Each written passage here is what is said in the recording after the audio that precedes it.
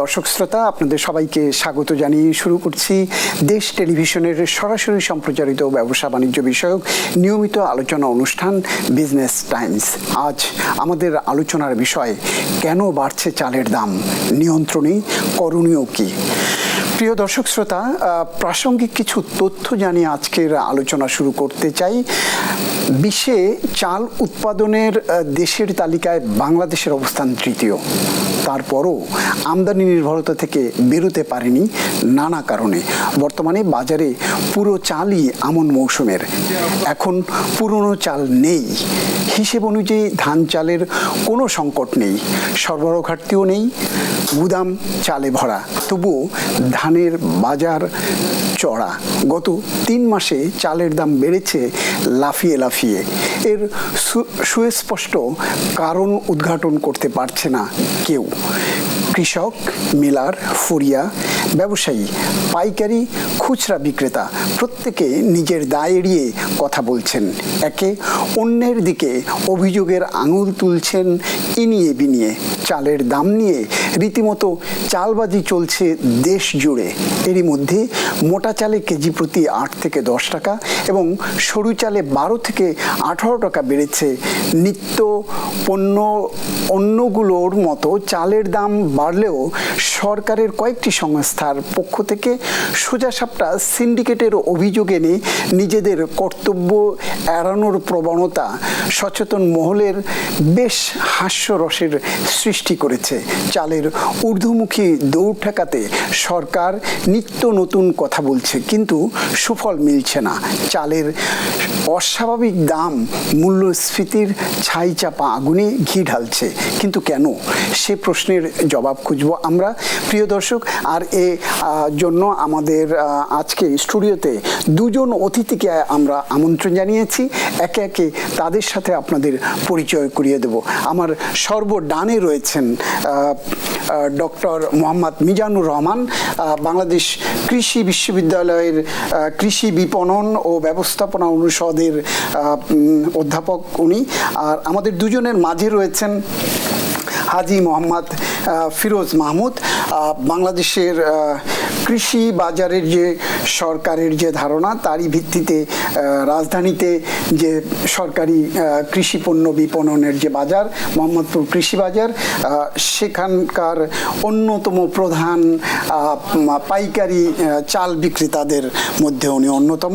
আমরা আপনাদের দুজনকে আজকের অনুষ্ঠানে স্বাগত জানাচ্ছি, প্রিয় দর্শক।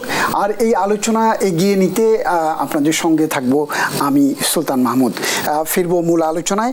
আলোচনা শুরু করতে চাই জনাব হাজি মোহাম্মদ ফিরোজ মাহমুদ, আপনাকে দিয়ে।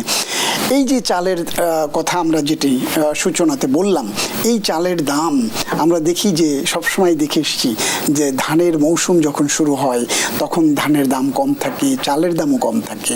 আবার এই ধান থাকতে থাকতে প্রথম মৌসুমের শুরুর দিকেও চালের দাম একটি নমনীয়, একটি ক্রয় ক্ষমতা বা একটি স্বস্তিদায়ক অবস্থায় থাকে। কিন্তু এবার আমরা দেখলাম যে আমন মৌসুমের শুরু থেকে এই পর্যন্ত স্বস্তি তো দূরে থাকুক, অস্থিরতা ক্রমেই বাড়ছে। কারণ কি, আপনি একজন ব্যবসায়ী হিসেবে কি মনে করেন? ধন্যবাদ আপনাকে। সবার প্রথমে আমি দেশ টিভি সারা বাংলাদেশের সমস্ত দর্শককে ধন্যবাদ জানাতে চাই। আমাকে এই অনুষ্ঠানে আমন্ত্রণ জানানোর জন্য আপনাকেও ধন্যবাদ জানাচ্ছি এবং দেশ টিভি কর্তৃপক্ষকে ধন্যবাদ জানাচ্ছি। আসলে আমাদের দেশে এখন প্রতি বছরই বাম্পার ফলন হচ্ছে। কৃষকরা পর্যাপ্ত পরিমাণ ধান আবাদ করছে এবং বাংলাদেশে যেটুকু জমি আবাদযোগ্য আছে তার মধ্যে কৃষি কাজের জন্য ধানের উৎপাদনটাই বেশি হচ্ছে। কিন্তু আমাদের দেশে অতিরিক্ত পর্যায়ের মিল, অটো রাইস মিলগুলো বেশি হওয়ার কারণে এবং তাদের ক্যাপিটাল, তাদের ওয়ার্কিং ক্যাপিটাল এত বেশি, এই জন্য তারা সিজনের প্রথম থেকে পর্যাপ্ত পরিমাণ ধান মজুত করে। আর লাগেও প্রচুর, একটা মিলের জন্য প্রচুর ধান লাগে। এই জন্য তারা প্রথম থেকেই মজুত করে, আর মজুত করার কারণে ধানটা তাদের কাছে চলে যায়। এই জন্য সরকারি হিসাব মতো সরকারি এটার কোনো কুল কিনারা পায় না যে কিভাবে ধানটা কোথায় গেল। আবার পক্ষান্তরে কিছু সচ্ছল কৃষক আছেন যারা মোটামুটি বড় মাপের কৃষি কাজ করে এবং ধান উৎপাদন করে, তারাও সিজনের প্রথমে ধান বিক্রি করতে চায় না, ধানটাকে শুকায় তাদের কাছে রেখে দেয়। পরবর্তীতে উপযুক্ত বাজার পেলে এবং তাদের মনোমতো বাজার পেলে তারা ধানটা বিক্রি করে। এই জন্য সিজনের শুরু থেকেই ধানের বাজারটা আমাদের দেশে ঊর্ধ্বগতি থাকে। আর ছোট ছোট কিছু রাইস মিল আছে, তারা চেষ্টা করে ডেলি কিনে ডেলি বিক্রি করার জন্য, তাদের কাছে দামটা কিছু কম থাকে। কিন্তু বড় বড় কিছু কর্পোরেট হাউস আমাদের দেশে চলে আসছে বিগত করোনা সিজনের পর থেকে এই পর্যন্ত। যে কর্পোরেট হাউসগুলো আসছে, তারা প্রচুর ধান মজুত করে তারা বাজারটাকে নিয়ে মানে আপনার এক ধরনের মনোপলি খেলা খেলে। এই জন্য চালের বাজারটা স্থিতিশীল আনতে বা ঊর্ধ্বগতিটা রোধ করতে কষ্ট হচ্ছে। ধন্যবাদ। আমরা আসবো আবার আপনার কাছে। আমি একটু যেতে চাই অধ্যাপক মিজানুর রহমান আপনার কাছে। আপনি এই আপনার বিশ্ববিদ্যালয়ে আপনার সংশ্লিষ্ট বিষয়ে আপনি গবেষণা করেছেন এবং একেবারে কৃষি অর্থনীতিবিদ হিসাবে আপনার বেশ খ্যাতি রয়েছে। আমরা সেই বিবেচনায় আপনার কাছ থেকে একটু জানতে চাই, আসলে চালের বাজার নিয়ে উনি যে কথাটি বললেন, আপনাদের বিশ্লেষণ কি সেক্ষেত্রে? প্রথমে আমি ধন্যবাদ জানাই দেশ টিভির শ্রোতাবৃন্দকে, পাশাপাশি দেশ টিভি এবং আমাদের সঞ্চালক যারা আমাদের ইনভাইট করছেন, পাশাপাশি আমার সহ বক্তা আছেন, ওনাকেও ধন্যবাদ জানাই। অ্যাকচুয়ালি উনি যেগুলো বলছে এগুলো তো আছেই, পাশাপাশি আমাদের যেসব কর্পোরেটকেই বেশি দায়ী করছে। আসলে এখন একটা ব্লেম গেম চলছে আর কি, একজন আরেকজনকে দায়ী দিচ্ছে। পাইকারি এবং খুচরা বিক্রেতা বলতে যাচ্ছেন যে যারা মিল মালিক আছে এবং যারা কর্পোরেট ব্যবসায়ী আছে, তারা আবার মিল মালিক বলতেছে না আমরা না, কর্পোরেট ব্যবসায়ীরা করছে। তো এইগুলা বিশ্লেষণ করলে আসলেই কারণটা খুঁজে বের করা খুব কঠিন আর কি বর্তমান অ্যাসপেক্টে। আমরা জানি যে অ্যানালাইসিস করলে 3টা কারণে হয়তো বা হতে পারে আর কি এরকম দাম বৃদ্ধির। একটা হলো প্রাকৃতিক দুর্যোগ, যেটা ফলে যদি ফলন কমে যায়, যেটা আমরা মনে করি যে এই বছর এটা হয় নাই আর কি, আমাদের ফলন যথেষ্ট ভালো। আপনার বলতেছে 2,14,00,000 টনের মতো বড় ফলন হয়েছে, পাশাপাশি অন্য সিজনগুলো তো খুব ভালো ধান উৎপাদন হয়েছে। তারপরও এই অবস্থার কারণে আরেকটা হতে পারতো আন্তর্জাতিক বাজারের প্রভাবে। কিন্তু আন্তর্জাতিক বাজারও আমরা যদি তাকাই দেখি ধানের দাম ধীরে ধীরে কমতেছে। বিভিন্ন স্ট্যাটিস্টিক যদি আমরা দেখি, দেখা গেল গত মাসও 3.8% কমছে, এই বছরে অ্যারাউন্ড আপনার 9.16% কমছে, যেটা আমাদের ফাও খাদ্য কৃষি সংস্থা তারা বলছে এই বছরের এভারেজ সকল প্রকার চালের দাম প্রায় 13% কমে গেছে আন্তর্জাতিক বাজারে। পাশাপাশি ভারত দিন দিন তাদের যেই, ভারত হলো বিশ্বের মধ্যে সবচেয়ে বড় রপ্তানিকারক দেশ, তাদের যেই নিষেধাজ্ঞা ছিল এগুলো ধীরে ধীরে শিথিল করতেছে। এজ এ রেজাল্ট ইন্টারন্যাশনাল বাজারে আপনার সাপ্লাই বেড়ে যাচ্ছে, যার ফলে আপনার দাম কমে যাওয়ার কথা, বা ইন্টারন্যাশনাল মার্কেটে তাই হচ্ছে। অপরদিকে আমাদের দেশে বেড়ে যাচ্ছে আসলে, এবং ওই ব্ল্যাক মানে এখানে আসলে আইডেন্টিফাই, এটা জরুরি আর কি এই বিষয়ে গবেষণা করে আসলে কৃতপক্ষে কারা দায়, এটা আমি মনে করি সরকারের একটা জরুরি অ্যাসাইনমেন্ট নেওয়া উচিত, বা এটা দায়িত্ব নেওয়া উচিত। এভাবে কেউ দায়িত্ব না নিলে আসলে কোথায় গিয়ে দাঁড়াবো আর কি আমরা আসলে বলা যাচ্ছে না। কারণ আপনি দেখেন যদি দাম বেড়ে যায়, আমাদের দরিদ্র বিশেষ করে নিম্নবিত্ত এবং মধ্যবিত্তদের অবস্থা খুবই কঠিন হয়ে যাচ্ছে। তারাই বেশি এটা বেশি সাফার করে আর কি, কারণ তাদের অধিকাংশ বিভিন্ন গবেষণায় দেখা গেছে মোর দেন 50% এরকম কিছু লোক আছে তাদের শুধু চাল কেনার পেছনে ব্যয় করে আর কি। তো তাদের এটা যদি বেড়ে যায়, অন্যগুলো হইলে আপনার দাম ওটা একটু কম খেয়েও সে করতে পারে আর কি। কিন্তু এটা যদি রাইস কমায় দেয় তাহলে সে অভুক্ত অবস্থায় থাকতে হবে, যেটা খুবই কঠিন অবস্থা, এবং এটা লং টাইমে এফেক্ট খুবই খারাপ হবে। ফাইনালি যদি বলেন আসলে এক কথা, এটার ওই যে কারসাজি বা এই ধরনের অ্যান্সার দিতে হবে এককভাবে গবেষণা ছাড়া বা আইডেন্টিফাই করা ছাড়া তো আর কাউকে দায়ী করা যাবে না আর কি। আর অ্যাজাম্পশনের উপর ভিত্তি করে বললে আমরা আবার সেই পুরাতন কথাই বলতে হয়, মিল মালিক এবং বর্তমানে কর্পোরেট কোম্পানিগুলোকে বেশি দায়ী করতে হয় বা করা হচ্ছে কারসাজির পেছনে তাদের কন্ট্রিবিউশন আছে বলে মনে করি আর কি আমরা। না, আপনি একজন কৃষি গবেষক এবং সেই সাথে কৃষি ব্যবস্থাপনা নিয়েও আপনি কাজ করেন। আপনাদের এই বিষয়ে কি, এই যে ধানের দাম বা চালের দাম বৃদ্ধির এই বিষয়টি তো নতুন নয়, আমরা প্রতি বছর ঘুরে ফিরে দেখছি। এটিকে নিয়ে আপনাদের বিশ্লেষণটা কি? আপনাদের ভেতরের কোনো গবেষণা আছে কি? আমাদের সিজনাল গবেষণা আসলে নেওয়া হয়, নিলেও ওইটার রেজাল্ট পেতে আবার চলে যায়, এই ঘুরে ফিরে আসলে একদম স্পেসিফিক কারণ হলো ওই সিন্ডিকেটই তো আসে আর কি সবসময় ফাইন্ডিংস ওইটুকু। প্লাস আমাদের যেই অনেকগুলো হাত বদল হয় আর কি, এক জায়গায় ধরে 1 টাকা করে ধারণা করা হয় মার্কেটিংয়ের ক্ষেত্রে, সাপ্লাই চেইনে অনেক সময় দেখে 7-8 টাকা করে হাত বদল হয়। প্রত্যেক জায়গায় যদি 1-2 টাকা করে বেড়ে বা 50 পয়সা করে বাড়লে অনেক বেড়ে যায় আর কি। তো এখন আমরা যদি এগুলোই মিডলম্যানগুলো যদি কমাইতে পারি, মধ্যস্বত্ব ভোগীদের প্রভাবগুলো যদি কমাতে পারি, তাও কিন্তু অনেক অনেক দাম আরো নিয়ন্ত্রণে রাখা সম্ভব আর কি। ধন্যবাদ আপনাকে। আমরা ফিরবো আবার আলোচনা, একটা বিজ্ঞাপন বিরতিতে যাব। প্রিয় দর্শক, আমরা শুনছিলাম চালের দাম বাড়ার কতগুলো কারণ। এর মধ্যে দুটি কারণই, যে তিনটি কারণের কথা বললেন তার দুটি কারণই এবছর অনুপস্থিত। আমরা সেই আলোচনা আরও শুনবো। তার আগেই একটি বিজ্ঞাপন বিরতিতে যাচ্ছি। বিজ্ঞাপন বিরতির পর ফিরবো আবার আপনাদের সঙ্গে। সেই পর্যন্ত আমাদের সাথেই থাকুন।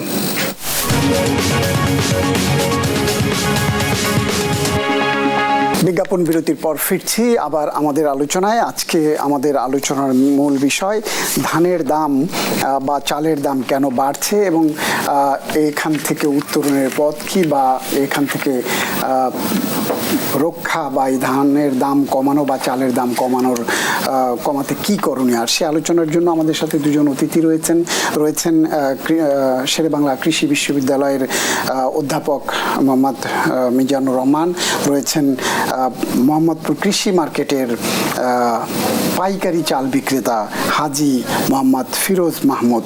আপনাদের দুজনকে আবার স্বাগত জানাচ্ছি। আমি আবার একটু ফিরতে চাই হাজী ফিরোজ মাহমুদ আপনার কাছে। আপনারা যে কথাগুলো বললেন তার সাথে একটি জায়গায় যেটা প্রফেসর মিজানুর রহমান বললেন যে সংকট যে কারণে তৈরি হয় তার তিনটি কারণ এসছে। তো আরেকটি কারণ আমরা দেখতে পাই যে সরবরাহ সংকটের কথা বলা হয়, যে এখন বলা হচ্ছে কৃষকের কাছে প্রচুর চাল আছে, ধান আছে, মিলারদের কাছে প্রচুর ধানের মজুদ আছে, তারা নিয়মিত যে আপনাদের ডিমান্ড, আপনারা যারা পাইকারি বিক্রেতা আপনারা চাওয়া মাত্রই মিলারদের কাছে চাল পাচ্ছেন। যদি সেই মজুদ এবং সরবরাহ সঠিক থাকে, স্বাভাবিক থাকে, তাহলে চালের দাম বাড়ছে কেন, কোন কারণে বাড়ছে? আপনারা মিলারের কাছ থেকে চাহিদা মাত্র চাল পাচ্ছেন, ট্রাক ভরে ভরে আপনাদেরকে চাল আসছে, আপনার গুদামে আপনাদের যে আড়ত সেখানটাতে ছাদ পর্যন্ত ঠেকানো চাল, তারপরে চালের দাম সাধারণ মানুষের নাগালের বাইরে চলে যাচ্ছে, কারণটা কি? ধন্যবাদ আপনাকে। আবার আলোচনায় আসছি। আমরা যে চাল ব্যবসাটা করি, সারা বছর আমরা এই বিজনেসটা বাংলাদেশের কৃষি পণ্য প্রোডাক্টের সাথে আমরা জড়িত।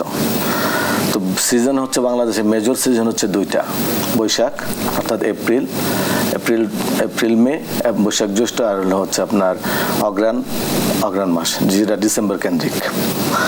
তো এই দুইটা সিজনে প্রচুর ধান হয় আমাদের দেশে, কিন্তু মিলার যাদেরকে আমরা দায়ী করছি, যে বড় বড় কর্পোরেট হাউস এবং বড় বড় মিলগুলো, তারা সিজনের প্রথম 1 মাসে বা 1.5 মাসের মধ্যে পর্যাপ্ত পরিমাণ ধান মজুত করে ফেলার পরে বাজারে তখন আর পর্যাপ্ত পরিমাণ ধান আস্তে আস্তে থাকে। যত দিন যেতে থাকে বাজারে ধানের সাপ্লাই বন্ধ হতে থাকে, কমতে থাকে, বন্ধ হয় না, কমতে থাকে। এটা তো স্বাভাবিক প্রক্রিয়া, স্বাভাবিক প্রক্রিয়া কমতে থাকে। কৃষকের কাছে যদি কোনো লাইক দ্যাট কৃষকের কাছে আপনার 200 মণ ধান আছে, সে হয়তো তার কোনো একটা প্রয়োজনে 50 মণ ধান বিক্রি করলো। 2 মাস পরে যে 50 মণ ধান বিক্রি করতে গিয়ে যে দামটা পেলো, আবার ওই ধানটা শেষ সিজনে বিক্রি করতে গেলে তার থেকে 100-200 টাকা বেশি পাচ্ছে। এখানে যেটা মজার থিওরি আপনাকে আমি দিতে পারি, সেটা হচ্ছে যখন প্রথম সিজনের ধানটা তারা মিলাররা ক্রয় করে, তখন একটা লো প্রাইস থাকে। যেমন এই বছর 1000 থেকে 1100 বা 1150 টাকা ধানের বাজার ছিল। এখন 2 মাস 2.5 মাস পার হয়েছে, এখন ধানের বাজার চলে আসছে 1600 টাকায়। তো মিলাররা যখন 1600 টাকার ধানটা ক্রয় করছে, তারা 50 মণ ধান ক্রয় করছে, অথবা এক ট্রাক ধান ক্রয় করতেছে। কিন্তু এক ট্রাক ধান ক্রয় করতে গিয়ে তার প্রতিদিন লাগতেছিল 20 ট্রাক চাল প্রোডাকশন। সে 20 ট্রাক চালের যে মজুদ থেকে যে ধানটা তারা দিচ্ছে 20 ট্রাকের জন্য, আজকের দামটা তারা ক্যারি করতেছে, ওইটার সাথে যোগ করতেছে। আমার যে 1100 টাকায় ক্রয় করা ছিল, আজকে আমি যে 1600 টাকায় ক্রয় করেছি, আমি এভারেজের রেটটা 1600 টাকার মধ্যে ফালাইলাম 20 গাড়ি ট্রাকের মধ্যে। এই জায়গায় তারা রেটটাকে কোটেশন করে যে আমার 1100 টাকায় ক্রয় করে, এটা আমার বাদ, এখন যে 1600 টাকা আমার 500 টাকা প্রফিট, এই প্রফিটটা ধরেই তারা চালের বাজারটাকে নির্ধারণ করে। সেটা কি স্বাভাবিক নয়? হ্যাঁ, সেটা তারা করতেছে। না, সেটা কি স্বাভাবিক নয়? কারণ না। সে যে ইনভেস্টমেন্ট করেছে, তার ব্যাংকের ইন্টারেস্ট আছে, তার গুদাম ভাড়া আছে, তার স্টাফ আছে, এটিকে শুকাতে তার খরচ গেছে। আপনি 1200 টাকার 1100 টাকার যে ধানটা, সেটি ভিজা ধান, সেটিকে শুকিয়েছে, সেটিকে স্টক করেছে, তার পেছনে তার ইনভেস্টমেন্ট আছে, ইনভেস্টমেন্ট মানে ব্যাংকের ইন্টারেস্ট আছে, তো সেটিকে তার সাথে তার মুনাফা যোগ করা আছে। এই 500 টাকা সে বাড়িয়েছে, ঠিক আছে, 500 টাকা সে ঠিক আছে, কিন্তু 500 টাকায় যে একজনে এমন কর্পোরেট হাউস মনে করেন এখানে 10টা, এখানে একজনের কাছে 500 টাকায় সে প্রফিট করে করলো, মানে রেট ফালাইলো, কিন্তু যখন রেটটা বাজারে সে ডিক্লেয়ার করছে যে আমি আগামীকালকে বাজারে এটা করব, তারা সমস্ত কর্পোরেটগুলো কিন্তু একে অপরের সাথে যোগাযোগ করতেছে, বাই সেল ফোনে যোগাযোগ করে রেটটাকে নির্ধারণ কতটা করে। কর্পোরেট হাউজের চালের ব্যবসা আছে এখানে? মানে বড় যে কটা আছে প্রায় 10টার মতো আছে এখন। আচ্ছা। আর বড় বড় মিলার আছে সারা বাংলাদেশে অনেক, মোর দেন থাউজেন্ডস অফ ওভার থাউজেন্ডস মিল আছে বাংলাদেশে। যারা ডিল করে তারা হবে 50 জনের মতো, যারা পুরো বাজারটাকে ডিল করছে। তো এই 50 জনের মধ্যে কি মতৈক্য প্রতিষ্ঠা করা সহজ আপনি মনে করেন? তারা দামের স্বার্থের ক্ষেত্রে সবাই বাঙালি এক। যখন কোনো স্বার্থ আসবে তখন বাংলাদেশের মানুষ সব এক হয়ে যায়। আমি আপনাকে একটা ছোট্ট উদাহরণ দিই। আপনার হজের মৌসুমে, অর্থাৎ গত কোরবানির ঈদের সময় হজের মৌসুম ছিল, আমি হজে গিয়েছিলাম। সেখানে ইরান এবং ইসরায়েলের যুদ্ধ হলো। ইরান এবং ইসরায়েলের যুদ্ধতে বাংলাদেশে কিন্তু অনেক দূরে ইরান, অথচ বাংলাদেশে তেল আসবে না এই দোহাই দিয়ে বাংলাদেশের চালের বাজার বস্তায় 300 টাকা বাড়ছে। এইটা কোন মানসিকতা আমাদের? একটা দেশ যুদ্ধ লিপ্ত হয়েছে সেটা অন্য জায়গায়। যেমন আমার কিছুদিন আগে এটার একটা উদাহরণ আমরা একদম সরাসরি পেয়েছি, মাইলস্টোন ক্র্যাশ। সেখানে এক বোতল পানির দাম গেছে 300 টাকা 400 টাকা, সিএনজি ভাড়া গেছে 1400-1500 টাকা। আমাদের এই মন মানসিকতা থেকে যদি আমরা বের হতে না পারি, বাংলাদেশে কোনো কিছুই সম্ভব না কোনোকালে। আমাদের ব্যবসায়িক মন মানসিকতা আমরা এত এক্সট্রিম পর্যায়ে চলে গেছি যে আমরা আমি কিভাবে রাতারাতি বড়লোক হয়ে যাব, এই এক্সট্রিম পর্যায়ে আমরা এখন আছি। এই জন্য আমাদের দেশে 90% লোকের মেইন ফুড হচ্ছে রাইস। 90% লোক মেইন ফুড রাইস। এই রাইসটাকে কেন্দ্র করে আমরা বিজনেসটা করি, মানে কন্টিনিউ করি সারা বছর। এক সময় আমি রাইস বিজনেস করতাম, এই কথাটা বলতে আমার কাছে কেন হেজিটেট লাগতো, যে পড়াশোনা শেষ করে চালের ব্যবসার মধ্যে আসছে, এই পান খাওয়া আড়তদারের মতো। এখন আমি ফিল করি, আমার হয়তো কিছু ম্যাচুরিটি আসছে, আমি এখন ফিল করি যে আমি বাংলাদেশের বা ঢাকা শহরের মানুষের খাদ্যের সাপ্লাইটা আমি দিয়ে যাচ্ছি। এটা একটা ইবাদতের মতো। এখানে ব্যবসা করতে গিয়ে এখন আমি প্রাউড ফিল করি যে মানুষ আমার কাছ থেকে নিয়ে খাচ্ছে, জীবন ধারণ করছে। কিন্তু আমি যদি সেবার মন মানসিকতা নিয়ে আগাই, তাহলে আমার প্রফিট মার্জিনটা আমি লিমিটেড রাখতে পারি। কিন্তু সেবার মানসিকতার ঊর্ধ্বে উঠে আমরা ব্যক্তি মানসিকতায় চলে গেছি, এই জন্য বাজারটা কন্ট্রোল করতে খুব কষ্ট হচ্ছে। ধন্যবাদ। আমি প্রফেসর মিজানুর রহমান, আমি আপনার কাছে আবার একটু যেতে চাই। সেটা হলো যে আমরা হরহামেশা শুনে থাকি যে ডিআইএ কৃষি অধিদপ্তর বলছে, কৃষি বিভাগ বলছে যে আমাদের বছরে চালের উৎপাদন এত, বাণিজ্য মন্ত্রণালয় বলছে আমাদের চালের চাহিদা এত, বা খাদ্য মন্ত্রণালয় বলছে বার্ষিক আমাদের চাহিদা এত, এবং বিবিএস বলছে যেটা, এই 3 খাতের যে তথ্য, সে তথ্যের সাথে আমরা কোনো মিল খুঁজে পাই না। হরহামেশাই দেখি, শুধু চালের ক্ষেত্রে না, বিভিন্ন ক্ষেত্রেই আমরা দেখি। এর কি কোনো প্রভাব আপনার এই দামের ক্ষেত্রে পড়ে? সে তো ধন্যবাদ আপনাকে। সে তো অবশ্যই পড়ে আর কি। আমার স্ট্যাটিস্টিক যদি ঠিক না থাকে, আমি বললাম যে না আমার মজুদ আছে, বাস্তবে গিয়ে আমি পাচ্ছি না বা পাবো না, সাপ্লাই কমে যায়, সেটা তো অবশ্যই পড়বে, কোনো সন্দেহ নাই। আর আপনি যেটা বললেন আমাদের, হ্যাঁ, ডাটাগত প্রবলেম আছে, এটাও আমি মনে করি যে এখানে দায়িত্বহীনতা আছে। আবার ওই যে আরেকটা বিষয়, এটা আমার পার্সোনাল ওপিনিয়ন আর কি, আসলে সবচেয়ে বড় কথা হলো ইথিক্স আর কি। অনেক জায়গায় দেখেছি এখন বাই মিডিয়া এত লোকজনের সামনে, মানে আমি জানি না সময় নষ্ট হচ্ছে কিনা। ইউএসএ, আমি যখন আপনার যে সুনামি হয়েছিল জাপানে সবচেয়ে বড়, তখন আমি ছিলাম ওখানে আর কি। হ্যাঁ, তো আমি বলি এটা এখন মিডিয়া অনেক কথা আসলে না বলা বোধহয় ভালো। আমি অনেকভাবে মানে তাদের ওই যে বিষয়গুলো দেখার সুযোগ হয়েছে আর কি। ওইভাবে আমি মনে করি যে আমি ওই সময় ওখানে থাকাটা আমার সৌভাগ্য, যদিও একটা দুর্যোগ ছিল। একটা একটি টাকা একটি পয়সা ওখানে বাড়ে নাই কোনো কিছুর দাম আর কি ওই সময়। তারা জাস্ট রেস্ট্রিক্টেড করে দিচ্ছে যেহেতু সাপ্লাই কিছুদিন বন্ধ থাকবে, সবাই ধরেন বেসিক জিনিসগুলো দুধ পাউরুটি 2টার বেশি কিনতে পারবে না আর কি। যে আমরা যারা অনেস্টলি বললে আমরা যারা বাংলাদেশে একটু শঙ্কিত ছিলাম বেড়ে যাবে কিনা, তো আমরা বিভিন্ন দোকানে গিয়ে হলে একটু স্টক করার চেষ্টা করি। মানে আমি বলতেছি তাদের আর আমাদের মানসিকতা, আর আমাদের দেশে তো অকেশন আসলে বেড়ে যায় আর কি। আপনি যেটা বললেন এগ্রি করতেছেন না বা সিন্ডিকেটের তথ্য পাচ্ছেন না, কেন পাবেন আসলে? আমরা তো পৃথিবী থেকে আসলেই অন্যরকম আসলে। এই দেখেন আপনি সব জায়গায় কমতেছে আমাদের বাড়তেছে, সব জায়গায় পৃথিবীর এমন খুব কম সংখ্যক জায়গা আছে যেখানে অকেশন আসলে বা ডিসকাউন্ট পাওয়া যায় না, আর আমাদের অকেশন আসলে এখানে সুযোগ নেওয়া হয়। যে কিছুক্ষণ আগে উনি যেটা এক্সাম্পল দিল যেখানে মানবিক বিমান অ্যাক্সিডেন্ট করলো আর কি, মারা গেল আর কি মাইলস্টোনে, ওখানে পানির দাম এত মানে কতটা ব্যবসা চান আপনি, তো আপনি আবার সেই থিওরি যদি এখানে অ্যাপ্লাই করেন তাহলে আপনার হিসাব মিলে যাবে আর কি।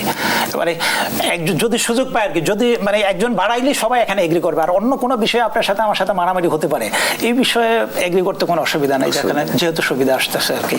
তো এইটা হলো মানে সবগুলোর অন্তরালে আমার মনে হয় আর কি এথিক্স হলো এখানে মানে অর্থাৎ বিজনেসটা বা আপনার মুনাফাটা ইথিক্যালি করা হচ্ছে না আর কি, অতি মুনাফা আর কি। কার সাথে যদি স্বীকার না করি আমরা বা ওইভাবে ট্রেস না করতে পারি, মুনাফা লোভে বা অতি মুনাফা করতে গেলেই আসলে এই অবস্থাটা হচ্ছে আর কি। আপনি বলছিলেন যে কয়েক হাত বদল হয়, কয়েক হাত বদল হলে মাঝখানে যারাই থাকেন তারা সেখানটাতে প্রত্যেকেই তো কিছু মুনাফা চায়। তো এই হাত বদল থেকে বা মাঝে হাত কমিয়ে ফেলবার ক্ষেত্রে আপনাদের গবেষণা কি বলে, কি করণীয়? সেখানে গভর্নমেন্টের ইন্টারভেনশন জরুরি আর কি। আমাদের গভর্নমেন্ট যদি বিভিন্ন জায়গায় গোডাউন করে দেয়, ওখানে হয়তো গভর্নমেন্ট গোডাউনে রাখতে পারে, এগুলা অনেক আগে এই পলিসি রিকমেন্ড করা আছে বোধ হয় আর কি আমার জানা মতে, কিন্তু ওইভাবে তো আগাচ্ছে না, ওই স্পিডে আগাচ্ছে না। প্রত্যেক বছরই ধরেন এই সিজন বা বাড়লে একটু আলোচনা হয়, পরে কেন যেন আবার থেমে যায় আর কি। তো এগুলো এখন যে রিকমেন্ডেশনগুলো আসে বা গভর্নমেন্টের রিসার্চ করে যে ফাইন্ডিংসগুলো পায়, ওই অনুসারে ইনিশিয়েটিভ নিলে আমার মনে হয় কিছুটা হলেও কমানো অবশ্যই সম্ভব। কিন্তু আমার মতে ওইভাবে কিছুদিন পরে আবার স্থিমিত হয়ে যাবে আর কি, দাম কমে গেলে। সেক্ষেত্রে আপনারা গবেষক হিসেবে আপনাদের গবেষণালব্ধ যে ফাইন্ডিংস সেটি আপনারা সরকারকে কোনো রকম বিশ্ববিদ্যালয় বা সংশ্লিষ্ট যারা আপনারা গবেষণার ক্ষেত্রে আপনারা সম্পৃক্ত আছেন তারা কি কোনো রকম সরকারের সাথে কন্টিনিউশন রাখতে পারেন কিনা? আমরা বিভিন্ন ফোরামের মাধ্যমে দেওয়ার চেষ্টা করি আর কি। আমাদেরও একটা যেমন কৃষি অর্থনৈতিক অ্যাসোসিয়েশন আছে, অর্থনৈতিক অ্যাসোসিয়েশন আছে, দেওয়া হচ্ছে। কিন্তু পলিসি মেকার এখন আবার অন্যদিকে সেই ব্লেম গেম এসে পড়ে আর কি, কতটুক নেয় ওইভাবে। এটা আপনিও এই দেশের সিটিজেন জানেন কি কারটা কতটুক ঠিক মানে সিরিয়াসলি নেয়। হ্যাঁ, আমার মনে হয় নিলে এগুলা যদি A to Z বা গভর্নমেন্টের যদি স্ট্রং ইনিশিয়েটিভ থাকে, আমার মনে হয় এগুলো দূর করা পুরো পৃথিবী পারলে আমরা না পারার কথা না আর কি। ধন্যবাদ আপনাকে। প্রিয় দর্শক, আমরা আরেকটি বিজ্ঞাপন বিরতিতে যাব। বিজ্ঞাপন বিরতির পর ফিরবো আবার আমাদের অতিথিদের সাথে। সেই পর্যন্ত আমাদের সঙ্গেই থাকুন।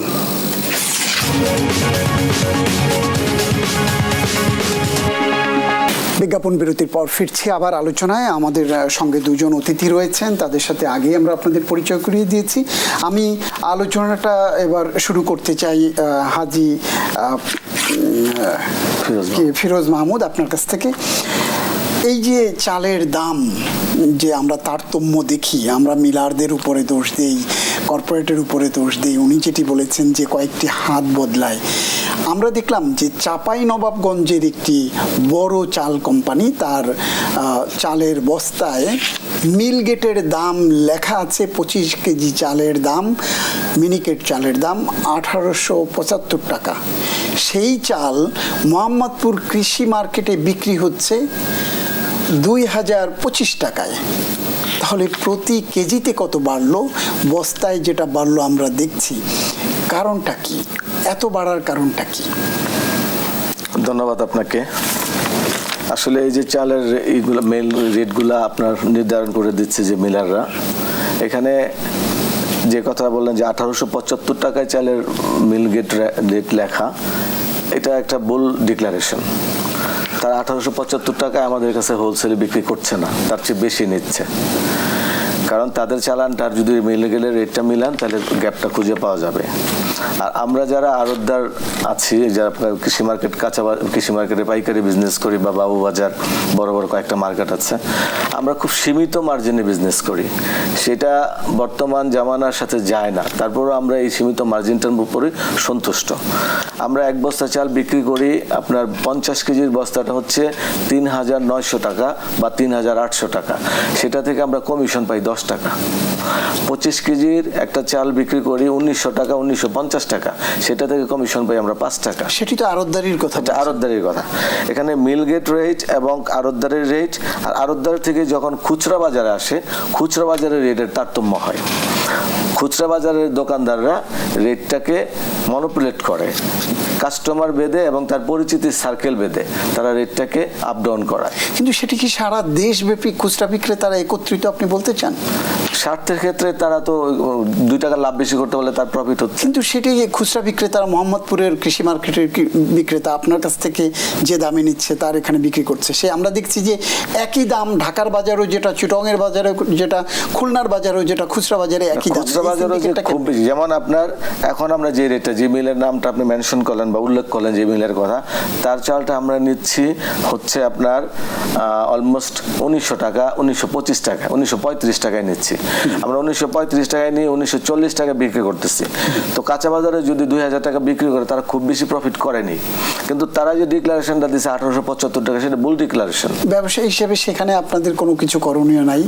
আমরা অনেক সময় তাদের কাছে বলি যে ভাই আমাদের সাথে বিজনেস করলে করেন, না ছেড়ে দেন। আমরা তো মধ্য মানে মাঝখানে এটাকে ডিল করতেছি, মিলারের কাছ থেকে নিয়ে এসে খুচরা বাজারে যোগান দিচ্ছি। সরকারি দৃষ্টি থেকে এনেছেন বিষয়গুলো আপনারা? সরকার আমাদের কাছে যায়, আমরা ম্যাজিস্ট্রেট গেলে আমরা এই জিনিসগুলো দেখাই, তাদের সঙ্গে কথা বলি। এমন হয়েছে সেভারাল টাইমস আমরা সমিতিতে বসে তাদের সঙ্গে কথা বলেছি, তারা বলছে যে গভর্নমেন্টের নজরে আনবেন। আদৌ আনতে পারছেন কিনা আমরা জানি না, কিন্তু এই সমস্যার সমাধান নেই। আরেকটা কথা আপনাকে বলি যে কর্পোরেট হাউসগুলোর দিকে আমরা ইঙ্গিত করছি, তারা কোনো রিজন ছাড়াই মাসের শেষ এবং মাসের শুরু তারা ধরে নিয়েছে মাসের শেষে ভোক্তারা চাল ক্রয় করে খাওয়ার জন্য, মাসের শুরুতে ভোক্তারা চাল খাওয়ার জন্য ক্রয় করে, বিভিন্ন চাকরি করে যারা তাদের বেতন হয় সেখান থেকে তারা চাল ক্রয় করে সারা মাসের চালটা ঘরে নিয়ে আসে। মাসের শুরুতে তারা অটোমেটিকলি কোনো রিজন ছাড়াই 20 টাকা 50 টাকা চালের দাম বাড়িয়ে দিচ্ছে কর্পোরেট হাউসগুলো। আমরা কিনতে গেলে দেখা যাচ্ছে আমাদের অন্তত 10 দিন বা 12 দিনের মানে যোগানটা রাখতে হয়। আমরা তাদের কাছে কিনতে গেলে তারা বলতেছে যে এখন বাজার বেশি নিলেন নেন, না নিলে পরে নেন। আবার মাসের মাঝখানে আসতে গেলে তার 10 টাকা, তার 50 টাকা বাড়াচ্ছে, কিন্তু কমাচ্ছে 10 টাকা। আমাদের দেশের সবচেয়ে দুর্ভাগ্যজনক অধ্যায় হচ্ছে আপনার যখন বাড়ে তখন মোটা অঙ্কে বাড়ে, যখন কমে, যেমন 100 টাকা বাড়ায় বাড়ানোর সময়, কমানোর সময় 10 টাকা, আর ওই 10 টাকা রেট ডিক্লেয়ার করে যে আমরা কমাইছি। ওই কমানোটা খুব ফোকাস করে, কিন্তু বাড়তি দামটা কিন্তু ফোকাস করে না। এই জায়গাটা হচ্ছে বড় একটা সমস্যা। আর এই যে মাঝখানে যে জিনিসগুলো আছে আপনাদের মিলার যে দানের যে প্রক্রিয়াটা আমাদের দেশে আসছে, কৃষক কিন্তু বলে যে আমরা ন্যায্য দাম পাচ্ছি না, এখন কিন্তু ন্যায্য দাম পাচ্ছে তারা। না, কৃষকরা তো এখন বলছে তারা ভালো আছে, বেশি দাম পাচ্ছে, ভালো দাম পাচ্ছে। তারপরও কিছু হাত বদল করে তাদের কাছে আসে। আমাদের কাছে যে জিনিসগুলো আমরা পাই, যেমন আগে গাড়ি ভাড়ার ক্ষেত্রে চাঁদাবাজির সিস্টেম ছিল, এখন কিন্তু চাঁদাবাজিটা নাই। সেই দাম তাহলে সেই চাঁদাবাজিটা বলে কি করতেছে এখন, গাড়ি ভাড়াটা কি করতেছে এখন, মিল মালিক যারা অটো রাইস মিল গুলো বড় বড় চালাচ্ছে তাদের নিজস্ব 100 ট্রাক আছে, তাদের মিলের প্রোডাক্টটা তারা তাদের ট্রাক দিয়ে সাপ্লাই দিচ্ছে। তখন বাজারে যদি গাড়ি ভাড়া থাকে 17,000 টাকা, তারা গাড়ি ভাড়া নিচ্ছে 20,000 টাকা। ওখানেও কিন্তু আরেকটা প্রফিট তারা করতেছে। গাড়ি ভাড়া বাজারের রেট হচ্ছে 17,000 টাকা, যদি আমরা ট্রাক মালিক সমিতির কাছ থেকে ভাড়া নিচ্ছি 17 কিংবা 18, কিন্তু তারা যখন নিজস্ব গাড়িতে মালটা দিচ্ছে তখন 20,000 টাকা ভাড়া নিচ্ছে। তারা কজ দেখাচ্ছে যে আমাদের নিজস্ব পরিবহন, আপনার মালের সিকিউরিটি আছে, এই কারণটা দেখায় তারা 2,000-3,000 টাকা প্রফিট বেশি নিচ্ছে। এই মানসিকতা থেকে আমি কিভাবে বের হব? ধন্যবাদ। আমরা আপনার কথা শুনলাম। আসলে আমি প্রফেসর মিজানুর রহমান, আমি আপনার কাছে আবার একটু যেতে চাই। সেটা হলো যে এই যে আমরা সিন্ডিকেটের কথা বলছি, মজুতদারির কথা বলছি, মজুত তো একটা আইন আছে। আপনার মিলের যে চাহিদা সেই অনুযায়ী সরকারের একটা নির্দিষ্ট সময় বেঁধে দেওয়া আছে, আপনি কতদিন পর্যন্ত এই চালটি সংরক্ষণ করতে পারবেন। সেই সংরক্ষণটা কি আসলে দোষ, না দেশের জন্য বা ক্রেতাদের জন্য, ভোক্তার জন্য, ব্যবসার জন্য এটিকে যৌক্তিকতা আছে মনে করেন, বা এটিকে আরও বাড়িয়ে দেয়া বা এটিকে কমিয়ে দেওয়ার কোনো সুপারিশ আপনারা করেন কিনা? এবং দিন শেষে এই ধানের বা চালের দাম ক্রেতাদের নাগালের মধ্যে আনবার জন্য কি করণীয়, সরকার কি করতে পারে? ধন্যবাদ আপনাকে। আপনি যে মজুদ আইনের কথা বললেন, এইটারও দুইটা দিক আছে। আসলে আমার উদ্দেশ্য যদি মহৎ না হয়, আসলে কোনো কিছু করে যে সুফল পাওয়া খুবই কঠিন। এখন মিলাররা তো অনেক সময় এটারও বিপক্ষে যুক্তি দিচ্ছে যে আমি এই জন্য বেশি করে মজুদ করতে পারতেছি না, সুতরাং ক্রাইসিস হয়ে যাচ্ছে বা দাম বেড়ে যাচ্ছে। আবার আসলে সবার যদি উদ্দেশ্য মহৎ হয়, ওপেন করে দিলেও সমস্যা নাই, কারণ আসলে ওপেন করে দিলে তার যতদিন দরকার সে রাখলো, দেন বিক্রি করে দিল যখন প্রয়োজন হয়। এখন তার প্রচুর থাকলে সে এখন সাপ্লাই দিতে পারতো, এখন সে তো বলতেছে আমি বেশি মজুদ করতে পারি নাই আপনার ওই আইনের জন্য, সুতরাং এখন আমার কাছে নাই, আমি দিতে পারবো না। তো ওই জন্যই আপনাকে ওই পয়েন্ট অফ ভিউতে আরো বেশি হলে ভালো আর কি, টাইমটা বেশি হলে ভালো। বাট যেটাই হোক, জাস্ট মানে উদ্দেশ্য মহৎ হতে হবে, নতুবা আসলে এটার একটা কুফল পাবই আর কি, সুফলের পরিবর্তে আমরা। পাশাপাশি আপনি চালের দাম কমাতে হলে রপ্তানি, বা যেহেতু এখন অন্তত এই মুহূর্তে বা এই বছরের কথা যদি বলি, আমরা বিশ্ববাজারে চালের দাম কম, আমাদের বেশি। যদি আমদানির আরো সুযোগ বেশি থাকতো, সরকারি পর্যায়ে হোক বেসরকারি পর্যায়ে হোক, তাহলে বোধহয় এই পরিস্থিতিটা কিছুটা হলো অনুকূলে থাকতো আর কি। বাট আপনি এখন কমাইলেও তো এটার সুফল পেতে পেতে, বা এখন ওপেন করলে সুফল পেতে পেতে আরো অনেক সময় লাগবে। অন্যদিকে যদি আবার দেখেন ডলারের দাম কিন্তু কমতেছে, ওই হিসাবেও আমাদের আরেকটু অ্যাডভান্টেজ পাওয়া যেত আর কি, যদি বাইরে থেকে আসতো আর কি। সুতরাং এটা বোধহয় আরো একটু ওপেন করা যেতে পারে আর কি। গভর্নমেন্ট এই বিষয়টাও ভাবতে পারে, বা প্রয়োজন আরো লম্বা সময়ের জন্য ওপেন করা, বা প্রয়োজন হলে পুরো বছরের জন্য ওপেন করে দেওয়া সিচুয়েশন। আপনি বলছেন যে চাল আমদানি এটি উন্মুক্ত থাকা, যে এখন আমরা যেটা দেখছি যে 20% শুল্ক ছিল চাল আমদানির ক্ষেত্রে, সেটি পুরোপুরি প্রত্যাহার করে নেওয়া হয়েছে। সরকারিভাবে 4 লাখ এবং বেসরকারিভাবে 5 লাখ, মোট 9 লাখ টন ধান বা চাল আমদানির একটা উদ্যোগ নিয়েছে। আপনি কি মনে করেন যে বছরব্যাপী এরকম শুল্কমুক্ত চাল আমদানির বাজারটি উন্মুক্ত রাখা এবং তাতে একটি প্রতিযোগিতা তৈরি হবে, এরকম কিছু? অবশ্যই। আবার অনেক বছর, পুরো বছর রাখা যায় অনেক সময়, ওইভাবে আমাদের কৃষকরাও সাফার করার একটু সুযোগ থাকে। ওই জন্য অবজারভেশনে থাকতে হবে গভর্নমেন্টের। যদি বেশি ফল করে দেন তখন আবার স্টক করে দিতে হবে আর কি। ধরেন বেশি নিয়ে আসলাম, বিশেষ করে আমাদের উৎপাদন মানে প্রোডাকশন সিজনে বা হারভেস্টিং সিজনে যদি আপনি আসতে থাকে, বা আমাদের দেশীয় ধানের দাম যদি ফল করে যায় বা ইন্টারন্যাশনাল মার্কেট কারণে ফল করে যায়, তখন কৃষকদের বাঁচানোর জন্য তখন হয়তো স্টক করা রাখতে পারে আর কি। ওদিকেও লক্ষ্য রাখতে হবে। আপনি কৃষকদের বাঁচাচ্ছেন, কৃষকদের বাঁচাতে গিয়ে কৃষকরা, আমরা যেটা দেখছি মাঠ পর্যায়ের তথ্য বলছে যে কৃষকদের সক্ষমতা বেড়েছে, কৃষকরা ভালো দাম পাচ্ছে, কৃষকরা ধানের দিকে ঝুঁকে পড়ছে এবং ধানের প্রোডাকশনও ভালো হচ্ছে। আগে যেখানে 1 বিঘাতে যদি 10 মন ধান হতো, এখন সেখানে 20 মন 25 মন ধান হচ্ছে। তো সেই সব দিক থেকেই বাড়ছে। তো তারপরও আমরা দেখছি সুফল ক্রেতা কিন্তু পাচ্ছে না। এই ক্রেতাদের সুফল পাওয়ার জন্য আপনি একজন ব্যবসায়ী হিসেবে কি মনে করেন, সরকারি কি করণীয়? ধন্যবাদ আপনাকে। এই কোশ্চেনটা আমি অনেকক্ষণ ধরে চাচ্ছিলাম। অ্যাকচুয়ালি বাজারের যে পরিস্থিতি এবং আমাদের যে ব্যবসায়িক মনোমানসিকতা, এই মনোমানসিকতার আমূল পরিবর্তন দরকার। কিন্তু আমরা ব্যক্তিগতভাবে বেশি মুনাফা লোভী হয়ে গেছি, এই জন্য আমরা পরিবর্তন আনতে পারতেছি না। মোরালিটিটাকে আমরা লেস পর্যায়ে নিয়ে গেছি। এই জন্য গভর্নমেন্টের কিছু করতে হবে। আর গভর্নমেন্টের করার মধ্যে প্রথম একটা কাজ হচ্ছে, যেসব বড় বড় মিল এবং বড় বড় কর্পোরেট হাউসগুলো মানে 100 crore অফ মানি যারা ব্যাংক থেকে লোন নিয়ে বিজনেসটাকে মনোপোলাইজ করছে, লোনটাকে কোনো রকম কিছু করা যায় কিনা। যদি লোনের চেইন আপটা টেনে দেওয়া যায়, তাদের হাতে পর্যাপ্ত টাকাও থাকবে না, তারা মজুদ হয়ে যেতে পারবে না। ডেলি আনবে ডেলি খাবে, ডেলি আর্ন ডেলি সাপ্লাই। সেক্ষেত্রে কিন্তু বাজার মানে নিয়ন্ত্রণ আসার মোস্ট সম্ভাবনা আছে। 1 2 নাম্বার হচ্ছে আমদানি। সরকার এই বছর যে আমদানি ডিক্লেয়ার দিয়েছে, আমি গভর্নমেন্টকে সাধুবাদ জানাই। আমদানি মাত্র গতকালকে থেকে চাল ঢোকা শুরু হয়েছে। এই কদিন ছিল লাল ফিতার দৌরাত্ম্য শেষ হয়ে এখন এই মার্জিনটা কমাই দিছে, শুল্ক মার্জিনটা কমাই দিয়ে চাল গতকালকে থেকে ঢুকতেছে। আশা করি খুব রিসেন্টলি আমরা বাজারে একটা প্রভাব দেখতে পাবো। নাম্বার 3 হচ্ছে গভর্নমেন্টের উচিত হোল ইয়ার আমদানি ওপেন রাখা। কেন? ভাই যে কথাটা বললেন যে কৃষক মার খাবে কিনা, কৃষকের কষ্ট হবে কিনা। কৃষক এখন সচ্ছল, বাংলাদেশের ছোট ছোট প্রান্তিক কৃষক এখন আর নাই। যারা বড় বড় কৃষক, যারা মানে মেজরটা মানে বিজনেস করে কৃষির ক্ষেত্রে, তারা এখন মাঠে ধান ফলাচ্ছে। অতএব ধানের যে চাহিদা বাংলাদেশে, আর যে পরিমাণ রাইস মিল হয়েছে, ধানের চাহিদা থাকবে। অতএব সারা বছর যদি ওপেনটা থাকে, তাহলে আমদানি চাল এবং বাংলাদেশের চাল একটা কম্পিটিশন তৈরি হবে। কম্পিটিশন তৈরি হলে রেজাল্টটা কোথায় আসবে দেখেন, যখন বৈশাখ চৈত্র, যখন ফাল্গুন চৈত্র চলে আসবে, বৈশাখের ঠিক আগ মুহূর্তে আমরা আরেকটা ফসল রিসিভ করব। ওই সময় যদি আমার পর্যাপ্ত চাল এবং ধান আমি শেষ করতে না পারি, আমার পরবর্তী রিসিভ করাটা আমার কষ্ট হয়ে যাবে। আমার তো মজুত করার মানে আসন সংক্ষিপ্ত, সেই জন্য বাজার কিন্তু আরো কমে যাবে। মুনাফা কম করে বাজারে ছেড়ে দিতে চাইবে চালটা, যেগুলো আমরা বিগত 30 বছর 35 বছর ব্যবসার অভিজ্ঞতা আমরা যেটা দেখছি।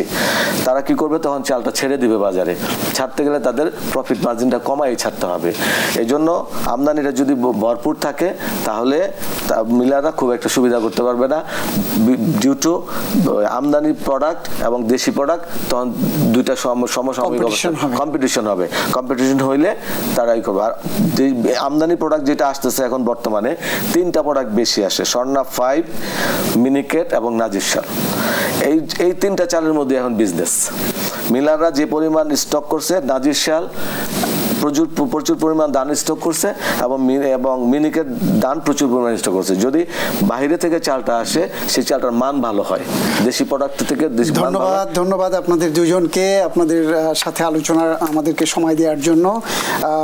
প্রিয় দর্শক, আলোচনা শেষ করবার আগে জানিয়ে রাখতে চাই যে আজকের এই যে ধানের বা চালের বাজার নিয়ে যে আমরা আলোচনা করলাম, এবং দুজন এই ধান চাল নিয়ে যিনি গবেষণা করেন এবং যিনি ব্যবসা করেন, তাদের পক্ষ থেকে যে সুপারিশগুলো উঠে এসছে, সরকারের পক্ষ থেকে এই সুপারিশগুলো যথাযথভাবে গ্রহণ করবে এবং ভবিষ্যতে এই বিষয়গুলোকে কিভাবে কাজে লাগানো যায়, এই পরামর্শগুলো সেদিকে সরকারের সংশ্লিষ্ট বিভাগ নজর রাখবে, সেই আশাবাদ ব্যক্ত করে আলোচনা শেষ করব। তার আগে জানিয়ে রাখতে চাই, দেশ টেলিভিশনের ব্যবসা বাণিজ্য বিষয়ক এই অনুষ্ঠান বিজনেস টাইমস সপ্তাহের শনি থেকে বৃহস্পতি 6 দিন একই সময়ে সরাসরি সম্প্রচার করা হয়। নিয়মিত দেখার আমন্ত্রণ জানিয়ে আজকের মতো এখানেই ইতি টানছি আমি সুলতান মাহমুদ। সঙ্গে থাকবার জন্য আপনাদের সবাইকে অনেক অনেক ধন্যবাদ।